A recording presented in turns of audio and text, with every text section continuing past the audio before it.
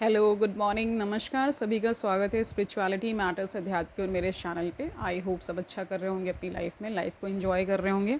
और आजकल जो हम क्वेश्चन आंसर सीरीज़ को लेकर के आए हैं, कृष्णमूर्ति उसका उत्तर देते हैं, प्रश्नकर्ता प्रश्न करते हैं। इसके माध्यम से हम अपने प्रश्नों के उत्तर को जान रहे हैं। एक नए दर्शन की ओर भी हम अग्रसर हैं और इस ज्ञान से भी हम लाभ उठा रहे हैं, इस ज्ञान से भी हम बहुत कुछ सीख रहे हैं। तो आज का जो टॉपिक हम लेकर के आ गए हैं, अनुशासन, डिसिप्लिन। इसके बारे में आप थोड़ा बहुत तो जानते ही होंगे, लेकिन कृष्णमूर्ति इसके विषय में क्या समझते हैं, उसको कैसे देखते हैं, इसके बारे में जानते हैं। शुरू करते हैं आज का सेशन। Let's get started. तो अनुशासन। तो प्रश्नकर्ता कहते हैं, मैं एक बड़े ही प्रतिबंधित परिवेश एवं कठोर अनुशासन में पला बड़ा हूँ। न केवल बाह्य व्यवहार को लेकर अपितु अपने आप को अनुशासित करना, अपने विचारों को और अपनी क्षुधाओं को संयमित करना एवं कतिपय नित्य नियमों का पालन भी मुझे सिखाया गया। नतीजा यह है कि मैं अपने आप को इतना बंधा घिरा पाता हूँ कि मैं कुछ भी सहजता से, स्वतंत्रतापूर्वक और खुशी के साथ नहीं कर पाता। मैं स्तब्ध भी रह जाता हूँ जब मैं देखता हूँ अपने इर्द गिर्द के इस स्वच्छंद समाज में क्या क्या हो रहा है। यह बेतरतीबी या गंदगी या लापरवाही का बर्ताव, बेसहुरी तो मुझे धक्का सा लगता है। हालांकि यह भी है कि इनमें से कुछ चीज़ें चोरी छिपे मेरा खुद भी करने का मन होता है।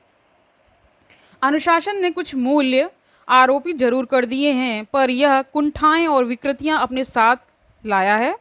किंतु निश्चित ही कुछ अनुशासन तो जरूरी है। उदाहरण के लिए शालीनता से बैठना, सलीके से खाना, ध्यान से बात करना, है ना। ये सब रोज़मर्रा की ज़िंदगी में हम सब करते ही हैं, ठीक है।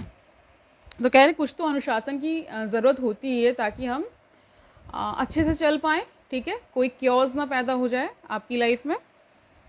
तो कह रहे हैं कि सलीके से खाना, ध्यान से बात करना। अनुशासन के बगैर व्यक्ति संगीत, साहित्य या चित्रकारी की खूबसूरतियों को जज्ब नहीं कर सकता। शिष्टाचार और प्रशिक्षण से रोजाना के सामाजिक कार्य व्यवहार की कई बारीकियों का पता चलता है। जब मैं आधुनिक पीढ़ी को देखता हूँ तो सोचता हूँ कि उनके पास तरुणाई की सुंदरता तो है, पर बिना अनुशासन के यह जल्द ही विलीन हो जाएगी। यानी कि आपको अपनी हेल्थ मेंटेन करने के लिए भी एक डिसिप्लिन को फॉलो करना होता है, वही बता रहे हैं, ठीक है। और वे सब बल्कि उबाऊ किस्म के वृद्ध अथवा वृद्धाएं बन जाएंगे। इस सब में एक त्रासदी है। आप एक नौजवान को देखते हैं, लचीला उत्सुक ना, स्वच्छ आँखों और प्यारी सी मुस्कान की सुंदरता संजोए, और फिर कुछ वर्षों बाद आप उससे दोबारा मिलते हैं तो वह लगभग पहचान में ही नहीं आता।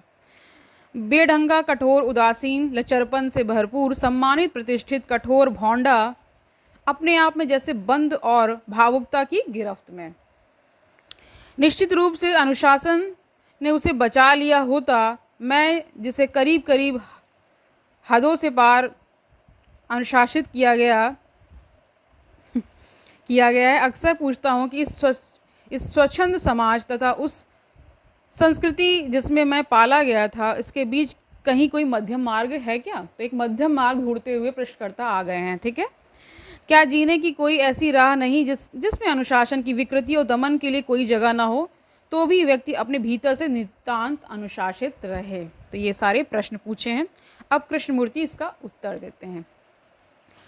कृष्णमूर्ति कहते हैं, अनुशासन का अर्थ है सीखना, ना कि अनुकरण करना। दमन या उस सांचे की नकल जिसे मान्य आधिसत्ता, अथॉरिटी श्रेष्ठ ठहराती है, यह बहुत पेचीदा प्रश्न है, क्योंकि इसमें बहुत सी चीज़ों का समावेश है। यानी बहुत सारी चीज़ें इसमें आ जाती हैं। सीखना, सादगी पसंद होना, स्वतंत्र होना, संवेदनशील होना तथा प्रेम के सौंदर्य को देख पाना। सीखने में कोई संचय नहीं हुआ करता। जानकारी सीखने से अलग बात है। जानकारी संचय है, उसमें निष्कर्ष होते हैं, सूत्र होते हैं, किंतु सीखना एक सतत गति है, बिना किसी केंद्र के, बिना किसी आरंभ अथवा अंत के। स्वयं के बारे में सीखना हो तो उस सीखने में किसी तरह का संचय, कुछ इकट्ठा करना ना हो। यदि वह है तो यह स्वयं के बारे में सीखना नहीं हुआ, या तो केवल अपने बारे में संचित की गई जानकारी में कुछ और जोड़ना भर ही हुआ। सीखना तो प्रत्यक्ष बोध की देखने की स्वतंत्रता है। अगर आप स्वतंत्र नहीं हैं तो आप सीख नहीं सकते। तो यह सीखना ही अपना स्वयं का अनुशासन है। ऐसा नहीं है कि पहले आपको स्वयं को अनुशासित करना होगा और तब सीखना हो पाएगा। अतएव अनुशासन स्वतंत्रता ही है। यह समस्त नियंत्रण को अनुरूप होने को नकारना है, क्योंकि नियंत्रण का अर्थ है किसी सांचे की नकल करना। ठीक है, ये नियंत्रण का मतलब थोड़ा सा नेगेटिव यहाँ पे लिया जा रहा है, बट एक पॉजिटिव नियंत्रण भी होता है। यानी आपको सेल्फ कंट्रोल ये तो होना ही चाहिए कि नहीं भी चीज़ों, यानी कि आप कुछ भी कर लेंगे, ऐसा नहीं होना चाहिए। ठीक है, तो कह रहे हैं वह सांचा वह प्रतिमान दमन है जो है का दमन, तथा जब अच्छा क्या है और बुरा क्या है इसका कोई सूत्र, कोई फॉर्मूला किसी के सामने है, तब जो है के बारे में सीखने का निषेध हो जाता है। यहाँ जो है को इन्होंने ब्रैकेट में रखा है, यानी इसको विशेष इस पे जोड़ दिया जा रहा है। ठीक है, जो है के विषय में सीखना ही, कह रहे कि जो है के विषय में सीखना ही जो है से स्वातंत्र्य है। अतः सीखना अनुशासन का सर्वोच्च रूप है। सीखना मांग करता है बुद्धिमत्ता और संवेदनशीलता की। पुरोहित व मठवासी की सादगी कठोर होती है। वे अपने कतिपय क्षुधाओं लालसाओं को तो नकार देते हैं, लेकिन उनको नहीं जिनकी परिपाटी ने अनदेखी कर दी है। संत तो कठोर हिंसा की विजय है। सादगी की पहचान आमतौर से अनुशासन की कठोरता, अभ्यास और अनुपालन से जोड़ दी जाती है। संत किसी खिलाड़ी की तरह रिकॉर्ड तोड़ने की कोशिश में लगा होता है। इसके मिथ्यात्व को, झूठेपन को देखना ही अपनी खुद की सादगी ले आता है। यानी अपने आप को देखना, अपने सेल्फ रिफ्लेक्शन करना, सेल्फ रिफ्लेक्ट होकर के जो चीज़ें आती हैं वो कहते हैं कि सही होती हैं, मतलब आपके लिए एकदम राइट। ठीक है, ये भी एक प्रक्रिया ही है।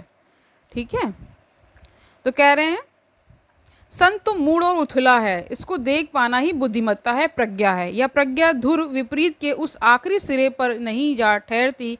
प्रज्ञा ऐसी संवेदनशीलता है जो समझती है और इसलिए अतियों का परिहार करती है, उनसे बचती है। किंतु यह उन दो सिरों के बीच आधी राह कहीं टिक जाने का चौकस औसतपन भी नहीं है। इस सबका स्पष्टता से बोध होना ही इसके बारे में सीखना है। इस बारे में सीखने हेतु तमाम निष्कर्षों और पक्षपातों में स्वतंत्र रहना जरूरी है। ये निष्कर्ष और पक्षपात तो किसी केंद्र से, उस स्व से जो संकल्प करता है और निर्दिष्ट करता है, किया जा रहा अवलोकन है। ठीक है, स्व या आत्म भी आप इसको बोल सकते हैं। ठीक है, जिसे आप कुछ टूटे फूटे शब्दों में इसको बोल सकते हैं मैं जो आपका चलता है उसके बारे में। मैं थोड़ा सा ये अलग शब्द है, और क्योंकि कई बार शब्दों का चयन जो हम अपनी रोज़मर्रा की ज़िंदगी में भी करते हैं, बड़ी हम लूजली उसको यूज़ कर लेते हैं बिना उसके सही अर्थ को जाने। कई बार ऐसा हम करते हैं, बट जो सही जानकारी रखता है वो सही शब्द का ही प्रयोग करता है। वो समझता है कि शब्द क्या है, शब्द को भी प्रमाण माना गया। हमने जब दर्शन पढ़ा है तो उसमें बहुत सारे दर्शनों ने शब्द को प्रमाण माना है, यानी शब्द ही अंततः आपको वहाँ तक ले जाते हैं जो सत्य ही है। ठीक है, अब इसमें भी बहुत सारे मतभेद अंतर्भेद तो होंगे ही, क्योंकि एक दर्शन दूसरे से थोड़ा थोड़ा तो अलग है ही। अब प्रश्नकर्ता फिर से कहते हैं क्या आप बस यही नहीं कह रहे हैं कि ठीक ढंग से देखने के लिए हमें वस्तुनिष्ठ ऑब्जेक्टिव होना चाहिए? कृष्णमूर्ति कहते हैं हाँ, लेकिन वस्तुनिष्ठ शब्द यहाँ काफ़ी नहीं है। हम जिस संदर्भ में बात कर रहे हैं वह सूक्ष्मदर्शी यंत्र की रूखी वस्तुनिष्ठा नहीं है, बल्कि यह एक ऐसी व्यवस्था है जिसमें करुणा है, संवेदनशीलता है और गहराई है। यानी यहाँ गहराई से सोचने की बात हो रही है। जैसा हमने अभी कहा, अनुशासन अर्थात सीखना एवं सादगी के बारे में सीखना अपने प्रति या किसी और के प्रति हिंसा उत्पन्न नहीं करता। अनुशासन, जैसा कि साधारणतः इसे समझा जाता है, संकल्प का कर्म है जो कि हिंसा है। समस्त संसार में लोग यही सोचते प्रतीत होते हैं कि स्वतंत्रता दीर्घकालीन अनुशासन का सुफल है। स्पष्टता से देखना अपना अनुशासन स्वयं है। स्पष्टता से देखना हो तो स्वतंत्रता की दरकार है, ना कि एक नियंत्रित दृष्टि की। अतः स्वतंत्रता अनुशासन के अंतिम छोर पर नहीं है, अपितु स्वतंत्रता की समझ ही इसका अपना अनुशासन है। ये दोनों अभिन्न अवियोज्य रूप से इकट्ठे हैं। जब आप इन्हें अलग करते हैं तब द्वंद्व होता है, यानी इन्हें अलग ना करें तो बेहतर होगा। उस द्वंद्व पर काबू पाने के लिए संकल्प की क्रिया वजूद में आती है तथा और अधिक द्वंद्व पैदा करती है। यह अंतहीन श्रृंखला है। तो स्वतंत्रता आरंभ में ही है, ना कि अंत में। वह आरंभ ही अंत है। इस सब के बारे में सीखना ही इसका अपना अनुशासन है।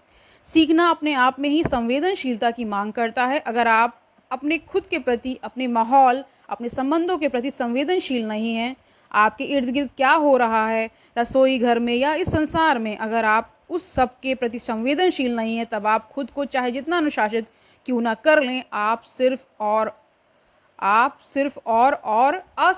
असंवेदनशील, अधिकाधिक आत्म केंद्रित होते चले जाते हैं और इससे फिर अनगिनत समस्याएं उपजती हैं। यानी ये यहाँ पे बताने का प्रयास हो रहा है कि आप अपने आसपास जो भी घटित हो रहा है उसके प्रति संवेदनशील रहिए।